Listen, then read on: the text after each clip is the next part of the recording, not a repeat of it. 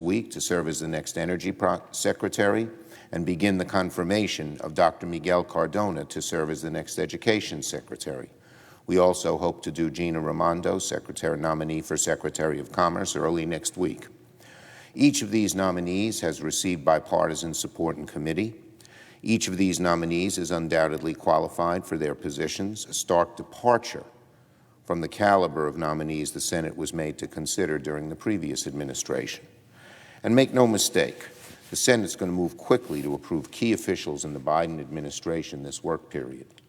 These cabinet positions and agencies have an immense influence over the policies of the United States, impacting hundreds of millions of American lives.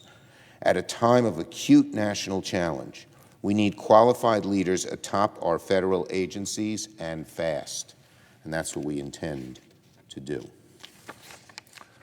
On COVID, while the Senate will be busy fulfilling its constitutional duty to advise and consent on presidential nominees, Democrats remain hard at work preparing the desperately needed COVID relief bill. Our country is still in the throes of crisis. Yesterday, we passed that grim milestone, 500,000 deaths, a towering and incomprehensible figure. Millions of Americans have reported being thousands of dollars behind on rent, on utilities. Small businesses are hanging on for dear life. Vaccinating 330 million Americans as efficiently as possible is one of the most crucial and complex undertakings of our times. What we need to do now is put our foot on the gas to end the pandemic as quickly as possible, get our economy back to normal, and repair the damage that's been done. That's what the American Rescue Plan is all about. It'll deliver the resources to keep small businesses afloat, Americans in their homes, teachers, firefighters, and other essential employees in the public sector on the job. It'll send a direct check to Americans struggling with a once-in-a-lifetime financial burden. It'll boost vaccine distribution, and it'll provide funding and guidance for schools to reopen as quickly and safely as possible. That last point in particular should appeal to my Republican friends who have been raising concern about school closures. We all want the schools to reopen safely. We are all worried about the cost of virtual learning on children and parents. The solution is simple. It's not giving a speech here on the Senate floor. It's not criticizing teachers or school administrators. It's giving school districts the funding they need to reopen safely. It's expensive to reopen safely during the COVID crisis. We want to do it as quickly as possible, and it's hard to understand. Our Republican friends are saying, open up the schools, and I won't vote for any money for the schools to do just that. It's a complete contradiction. The Republican position seems to be that these difficult challenges will fix themselves, that we don't need any more aid, we did enough already. Anyone who knows anything about schools knows in the vast majority of schools in this country that is just not the case. So let our Republican friends put their votes where their speeches are, in helping the schools, in getting the money, in opening the schools safely, not in simply trying to make a political point and then trashing the schools without giving them the money they need. It makes no sense whatsoever. It's a total contradiction. Also, if we don't act, enhanced unemployment benefits will expire for millions of Americans in need. If we don't act, millions of struggling families will miss out on direct payments and an expansion of the child tax credit and the earned income tax credit. If we don't act, we risk the same long, slow, and painful recovery we experienced after the financial crisis in 2008, when Congress did too little to get our country back on track. The worst thing we could do would be to slow down now, before the race is won. We will not do that. Later this week, the House, and soon thereafter the Senate, will start working on President Biden's American Rescue Plan.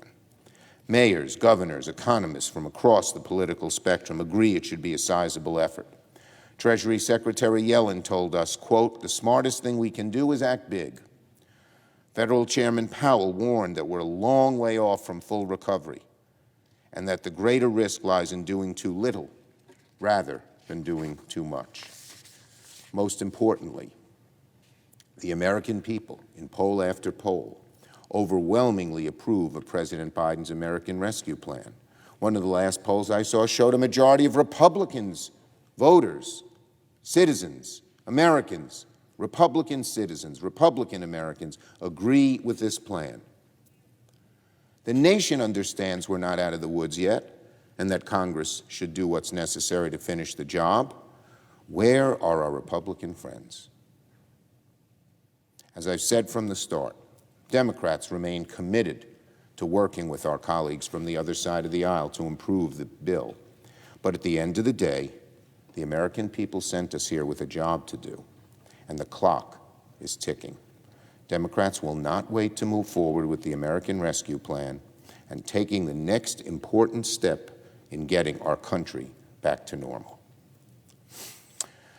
Finally, Mr. President, January 6th is a day all of us will remember forever.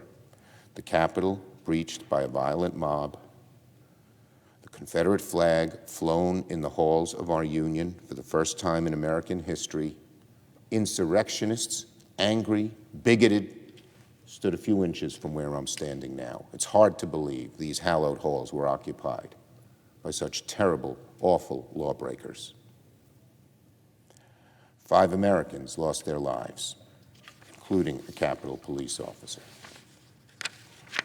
The impeachment of Donald Trump was one necessary consequence of the attack of January 6, but it is far from the only one. We must and will continue to reckon with the events of that day. This morning, in fact, as we speak, the Senate Rules Committee and the Senate Homeland Security and Government Affairs Committees are holding a joint hearing to examine the attack on the Capitol. The committees will hear important testimony from the acting chief of Capitol Police, the former chief of police, and former members of the Sergeant-at-Arms. Later this week, senators will be briefed by the acting chief of police and the acting Sergeant-at-Arms on the current and future security measures around the Capitol.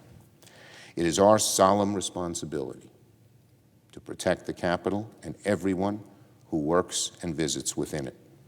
It's our solemn duty to prevent a day like January 6th from ever being repeated.